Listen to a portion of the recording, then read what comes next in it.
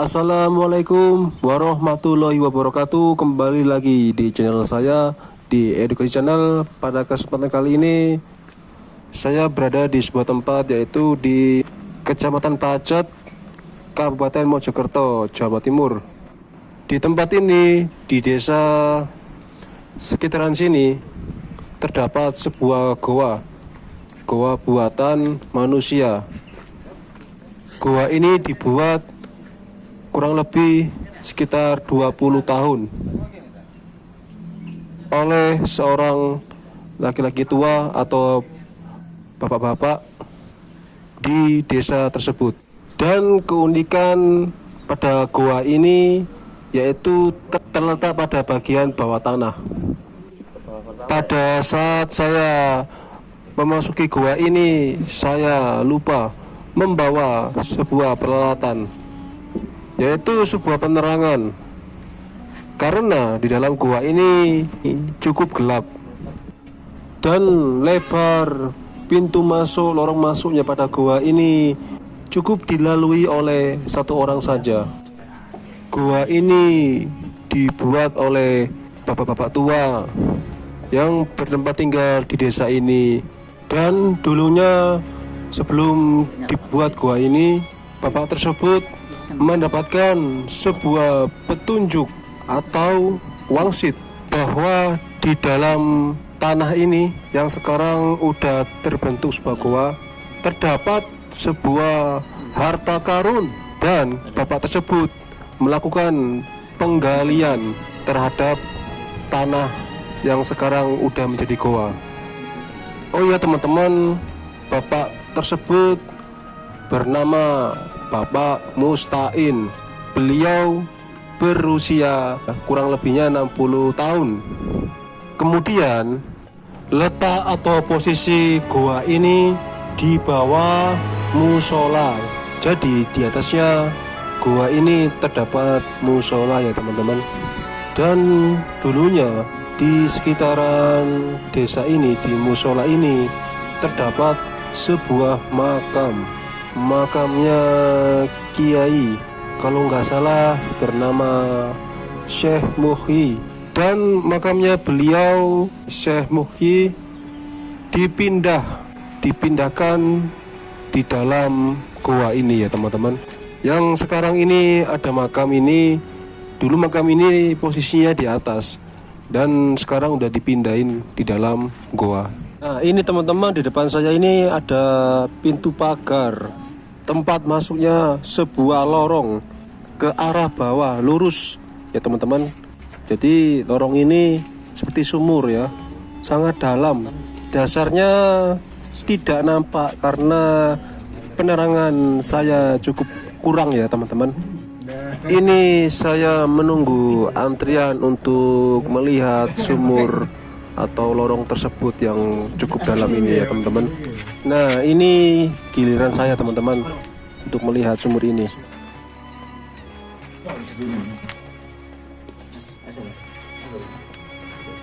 Jadi teman-teman bisa menyaksikan sendiri kan dalamnya lorong atau sumur ini. Cuma gara-gara penerangan saya terbatas, jadi tidak bisa melihat dasar daripada lorong atau sumur ini ya teman-teman.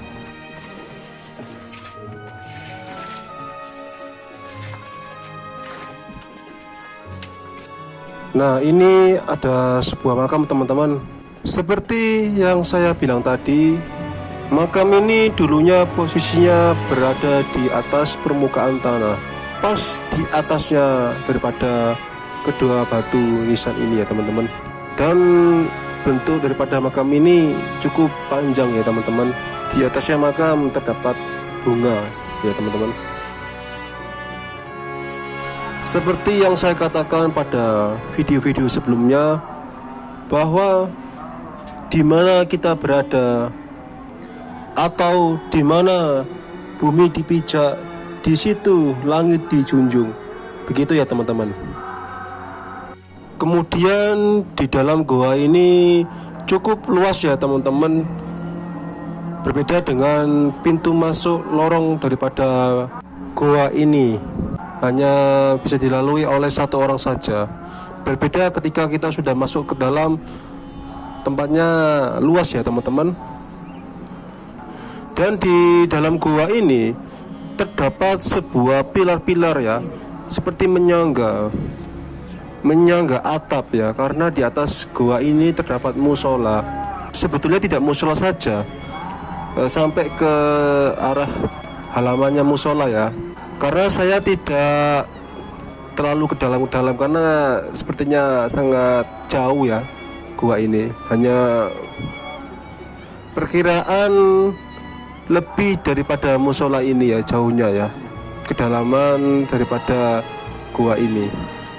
Teman-teman bisa melihat sendiri kan, ternyata di dalam tanah itu terdapat sebuah lapisan tanah ya teman-teman. Tekstur daripada gua ini cukup gembur ya teman-teman. Jadi tekstur daripada gua ini, dinding-dinding gua ini cukup gembur ya. Jadi berhati-hati ya, soalnya rawan ya. Berbeda dengan kalau di semen atau dicor ya, karena ini belum ya teman-teman. Di depan saya ini ada turunan tangga. Semakin ke dalam gua ini semakin dalam ya. Kalau ini yang saya lalui ini sebuah lorong, hanya bisa dilewati satu orang ya. Teman-teman bisa melihat sendiri kan, di depan ini ada sebuah dinding tertulis sebuah lafaz ya, Ismul Azam. Jadi semakin ke dalam dasar gua ini suasananya semakin hening teman-teman.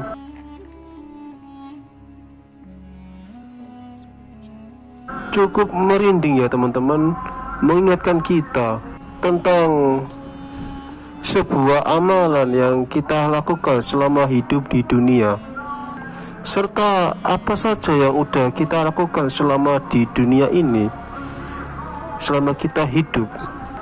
Toh ujung-ujungnya kita tidak membawa harta atau sehelai kain secuil apapun. Yang saya lakukan ketika memasuki gua ini, dari awal pintu masuk lorong sampai ke dalam ini, di dalam hati saya selalu berselawat pada baginda Rasulullah SAW, supaya hati kita selalu nyaman, tentram. Jadi ada keunikan pada gua ini ya teman-teman.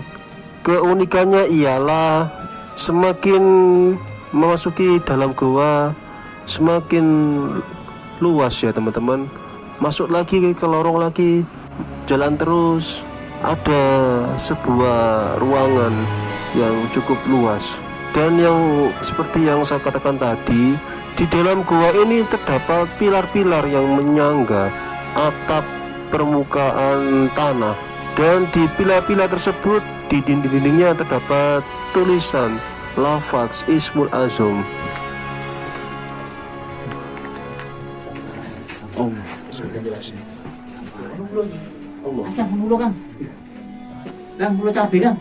Tiba-tiba ini kita dihadang oleh seekor ular teman-teman di depan saya ini. Bentuk ular ini kecil teman-teman. Sepertinya ini jenis-jenis ular cabe. Cabe, ular sawah. Dasi gigi. Dasi loro ta itu. Kepala sama ekor hampir sama. Ini bukan ular weling ya. Bahaya sih. Enggak. Iya bahaya. Enggak apa. Iki dia makanya cacing. Ular ini makanya cacing. Ular bumen. Nah, Bumen. asal makan cacing. Jadi biar kita singgir ke situ. Tepi-tepi ya. Sudah aja. Sampai ini gitu aja. Jadi biar tidak Sama bodak kuah kan. Masuk situ mas, mau mas. Bapak Sama Mau mas, nanti jadi diinjek itu. nah, biar Kau apa kau nak apa? pinjaan dulu. dia kegak kenjak. Kau apa kau nak? Singgirkan aja. Mas. Gua pinjaan tuh bahaya kan.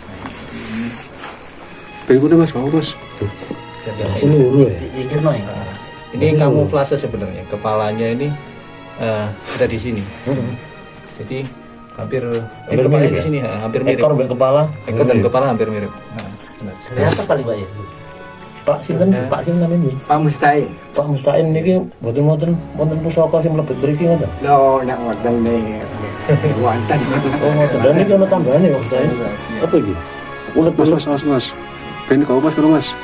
Wis bapak mas, cara mas. Kalau luru mas, kuling mas. itu Kuling. itu Ini ulat-ulat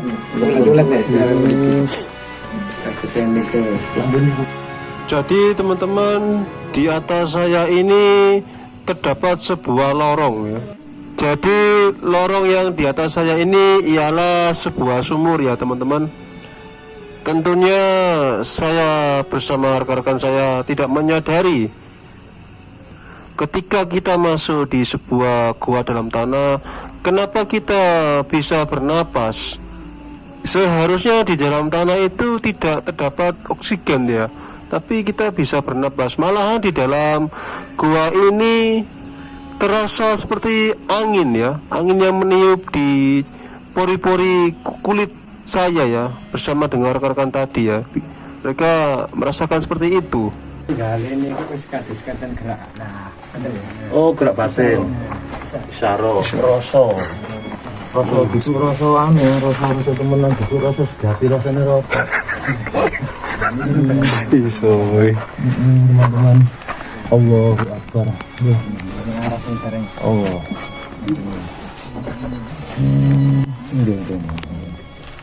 teman saya yang pakai baju hitam ini, yang pakai jaket hitam ini bernama Kang Sutris. Usia beliau lebih tua dari saya teman-teman. Akan tetapi kalau saya ngevlog dengan bersama-sama Kang Sutris ini, saya selalu dibuatnya ketawa teman-teman, nggak tahu kenapa ya. Yang seharusnya suasana-suasana di dalam gua ini merinding, akhirnya suasana berubah ya teman-teman, jadi sebuah candaan. Pepatah bilang hidup itu dinikmati, serius boleh ya, tapi santai. Sersan, serius tapi santai. Oke teman-teman, sampai di sini dulu ya video kali ini. Saya ucapkan terima kasih buat teman-teman yang sudah menonton video ini sampai selesai. Jangan lupa untuk like, subscribe, dan komennya ya teman-teman. Berikan komentar yang terbaik pada kolom komentar ya teman-teman. Sebelum teman-teman meninggalkan video ini, saya mau kasih tahu teman-teman, ini ada sebuah sumur yang menghubungkan antara permukaan sumur dengan gua dalam tanah. Fungsi daripada sumur ini untuk aliran oksigen yang terdapat di atas permukaan tanah. Jadi kenapa kita bisa bernapas di dalam gua? Karena terdapat sumur ini. Kalau tidak terdapat sumur ini, kita tidak bakalan bisa bernapas di dalam tanah ya teman-teman, yang kita lihat dari bawah ke atas.